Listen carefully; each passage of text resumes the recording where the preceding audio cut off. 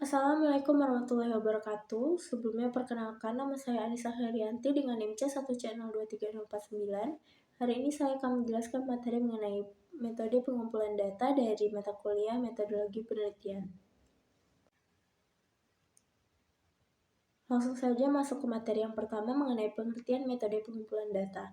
Teknik pengumpulan data merupakan teknik atau metode yang digunakan untuk melakukan pengumpulan data yang kemudian akan diteliti oleh peneliti. Artinya, teknik pengumpulan data memerlukan langkah yang tepat, sistematis, dan strategis agar bisa mendapatkan data yang valid dan akurat sesuai dengan kenyataan yang terjadi di lapangan. Teknik pengumpulan data ini dilakukan agar data dan juga teori yang terdapat di dalam penelitian tersebut valid, akurat, dan sesuai dengan kenyataan. Sehingga untuk mendapatkannya, peneliti harus benar-benar terjun dan melihat serta mengetahui langsung bagaimana teknik pengumpulan data tersebut dilakukan. Secara umum, teknik pengumpulan data ini digunakan untuk mengumpulkan data atau informasi yang berdasarkan fakta pendukung yang ada di lapangan demi keperluan penelitian, dan juga teknik yang dilakukannya biasa ditentukan oleh metodologi penelitian apa yang dipilih oleh peneliti. Pengertian lain secara umum dari teknik pengumpulan data adalah langkah yang strategis dalam penelitian yang disebabkan karena tujuan utama dari penelitian adalah untuk mendapatkan data untuk memenuhi standar yang sudah ditetapkan dalam menjawab rumusan permasalahan yang diungkapkan di dalam penelitian. Masuk yang kedua mengenai jenis metode pengumpulan data. Yang pertama ada metode wawancara. Jadi metode wawancara ini adalah metode pengumpulan data dengan mengajukan pertanyaan-pertanyaan secara bebas, baik terstruktur maupun tidak terstruktur, dengan tujuan untuk memperoleh informasi secara luas mengenai objek penelitian. Metode wawancara memerlukan waktu relatif lebih lama. Wawancara memiliki sifat-sifat penting dalam memperoleh data objektif dalam pengertian sosial dan dapat digunakan sebagai tindak lanjut kuesioner terhadap responden. Pewawancara tentu harus mengetahui lebih dalam mengenai informasi judul penelitian.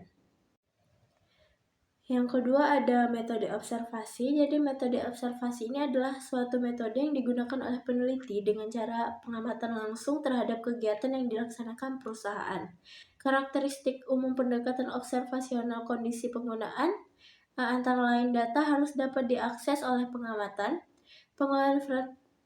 pengulangan frekuensi perilaku dapat diperkirakan peristiwa tersebut harus mampu meliputi rentang waktu yang tidak terlalu lama. Ada beberapa alasan pemilihan data observasional, yaitu observasi merupakan satu-satunya metode untuk mengumpulkan informasi yang akurat dan hubungan antara keakuratan data dan biaya lebih menguntungkan bagi metode observasi dibandingkan dengan teknik lainnya. Yang ketiga ada metode kuesioner. Metode kuesioner ini adalah pengumpulan data dengan cara menggunakan daftar pertanyaan yang diajukan kepada responden untuk dijawab dengan memberikan angket. Pada umumnya, isi materi kuesioner ini meliputi identitas responden dan butir-butir pertanyaan, variabel penelitian, beserta alternatif jawaban. Yang keempat ada metode survei. Jadi metode survei ini adalah metode pembelaan data yang melakukan pengamatan langsung berhubungan dengan objek penelitian. Jika survei dilakukan suatu populasi tertentu di mana jumlahnya relatif tidak banyak, hal ini hampir sama dengan metode sensus.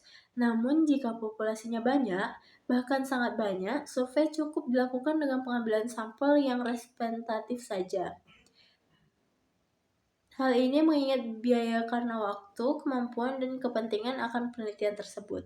Jadi metode survei ini dibagi menjadi 5. Yang pertama ada survei individu, yang kedua survei intercept atau memotong aktivitas, yang ketiga survei melalui telepon, yang keempat survei melalui surat, dan yang terakhir survei melalui jaringan internet.